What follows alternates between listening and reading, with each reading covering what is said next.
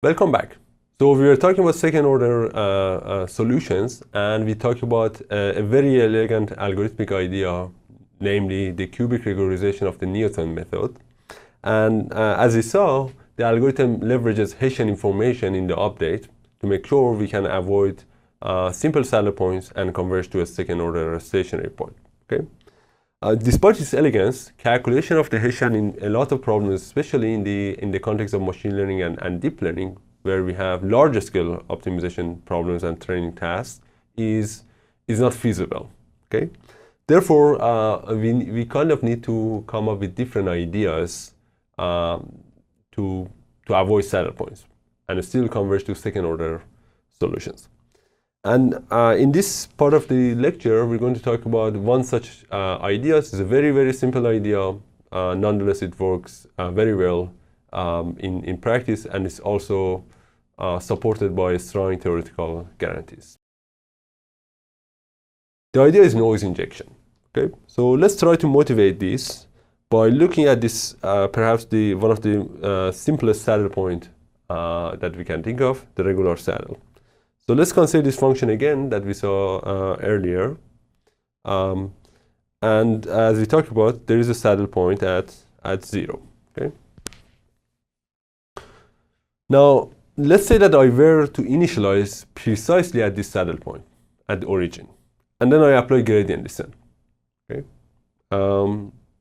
Nothing interesting will happen because it's a saddle point, the gradient is 0, so it's a first order solution. Now, if I apply gradient descent, then in this case, which has this update,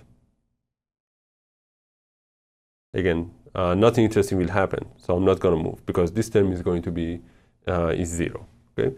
So what does that mean? It means that in this worst case scenario, I'm not able to avoid the saddle point by just simply accessing the gradient information. On the other hand, I could avoid it if I had access to the second order information, for instance, by applying this cubic regularization of Newton method. Now, what else can we do? Well, so we can leverage this idea that the saddle points are unstable. Okay. In particular, if we perturb the gradient slightly, if we inject some random noise in the gradient, then we can eventually escape the saddle point. So the idea is that these small perturbations will gradually add up such that we can find a direction that leads to the reduction of the function value due to the fact that we are near a simple saddle point. So I want to mention that this idea may not necessarily work if you are talking about higher order saddle points, but it works perfectly when you're talking about simple saddle points. Okay, so for this case, it is actually kind of simple to see why the gradual addition of this noise will help us to avoid the saddle points, because we can very simply calculate the update of the gradient descent with perturbation. So in particular, the update for the x-axis is written here. The update for the y-axis is written here. Okay. And so eta is our learning rate as usual, right? And these terms are basically the noise terms that we are adding to the x component and y component of the gradient. Okay. Now, as t increases, therefore, what will happen? So we kind of have, let's say these noises are kind of independent and they are bounded, so basic assumptions. And so with some approximation, therefore, we are talking about geometric sums. Okay. So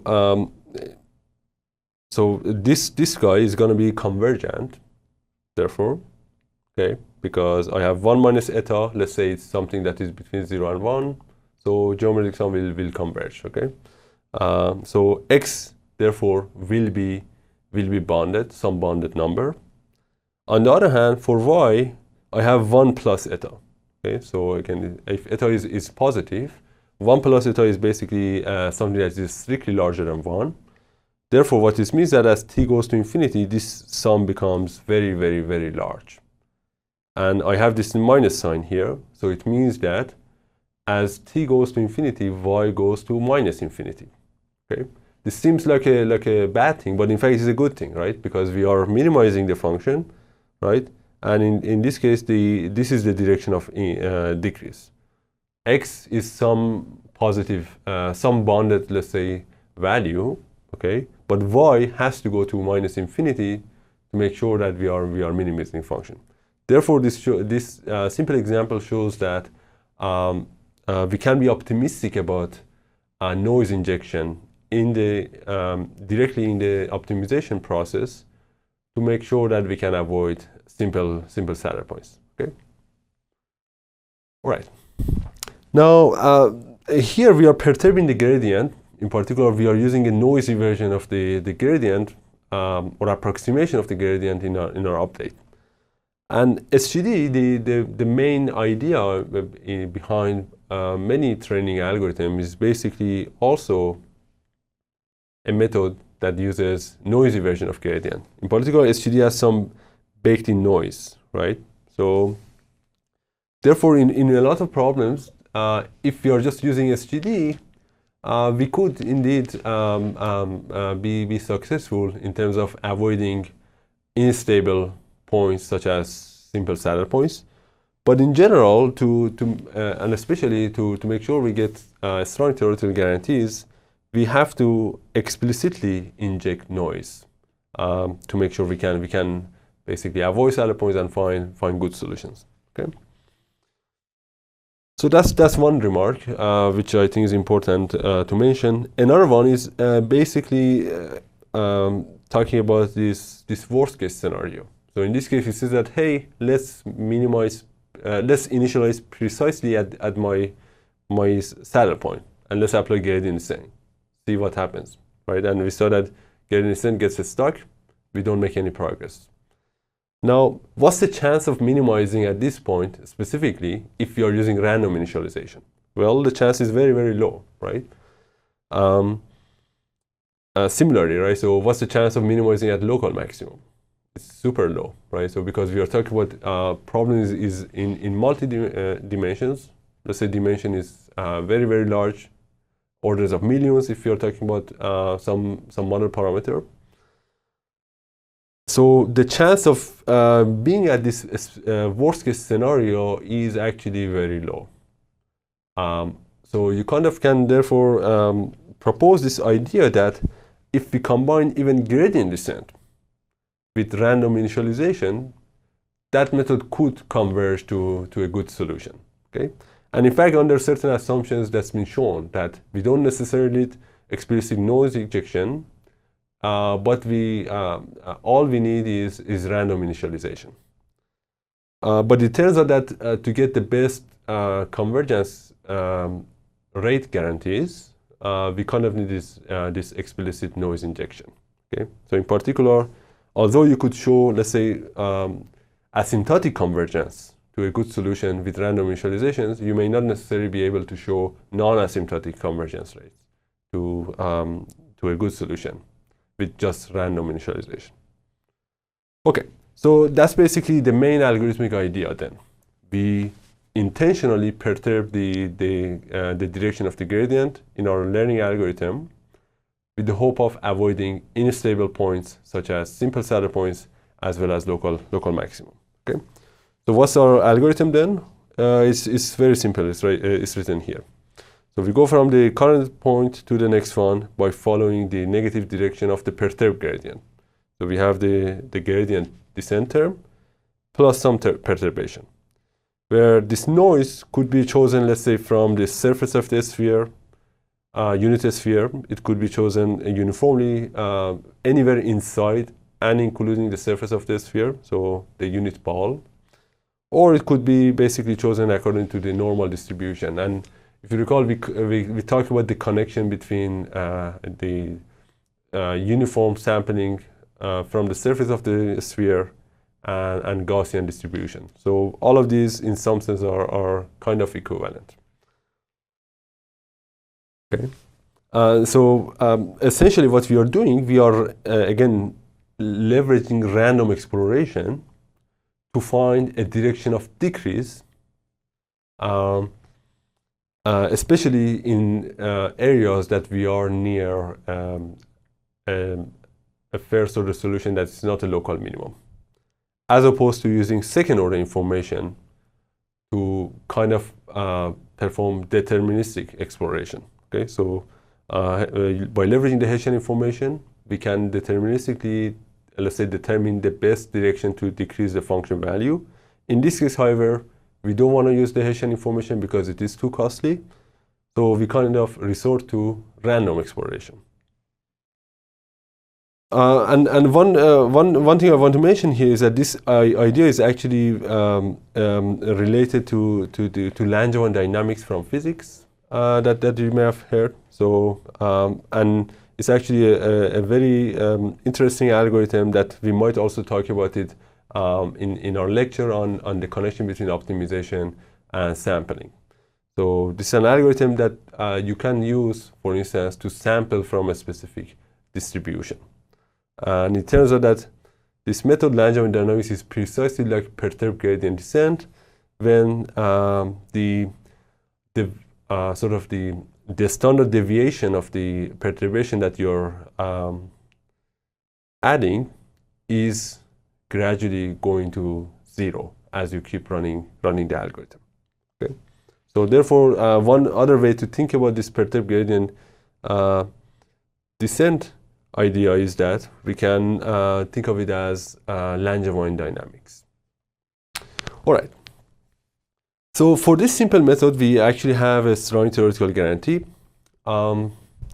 If we assume that the function is L first order smooth and rho second order smooth, then perturbed gradient descent can find a second order stationary point with high probability when we set the number of iterations according to this expression.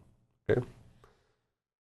So how does it compare with cubic regularization of the Newton method or other algorithmic idea? Well, cubic regularization of the Newton method requires significantly fewer number of iterations, and the guarantee is deterministic as opposed to high probability guarantees in this case.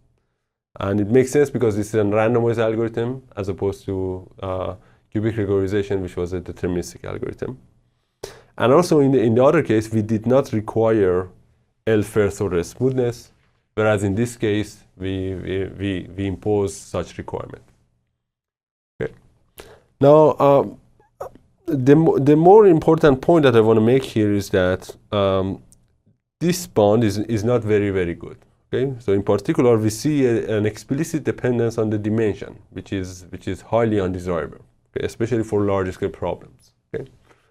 Now, where does this term come from? So why this bond is not good?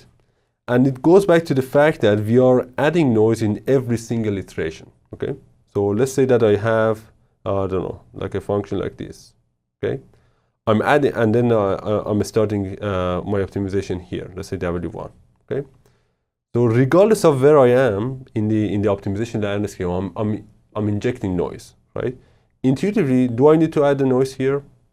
No, because I'm not near, let's say, a stationary point. Okay. But when I'm here and when the gradient is small, that's the place that I want to add noise to make sure that I can avoid the saddle point.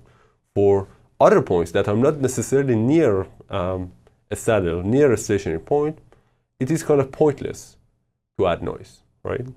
So therefore, we can intuitively expect to get an improvement upon this algorithm by adding noise in a slightly smarter way. In particular, let's say we have a way to detect whether we are near a stationary point or not. And in fact, we have a way to do that, looking at the norm of the gradient. And depending on whether the norm of the gradient is less than some threshold or not, we decide to add noise accordingly. Okay? And this is exactly what we can do. So we can come up with this better perturbed gradient descent method that only adds noise when it's needed. In particular, when we are near a first order solution that has a low gradient norm. Okay? So here is how we therefore modify the perturbed gradient descent method. For any iteration, we look at the norm of the gradient. If that's lower than some threshold, then we perturb. There are different variations. In this case, you can, let's say, perturb the parameter with some random noise. where now the noise power is much, much smaller. Previously, R was O of 1 for simple perturb GD. In this case, thanks to the fact that we are being smarter, we use a smaller noise, therefore we can get better guarantees. Okay? So in particular, in this case, we perturb the parameters slightly, and then we do gradient descent for certain number of iterations. Again, the idea is that let's say you have like a function like this, okay, and then you are here, let's say near a saddle point. Once you do perturbation, maybe so this is, let's say, WT. With some perturbation, you may get here WT plus E, such that the gradient is not small anymore.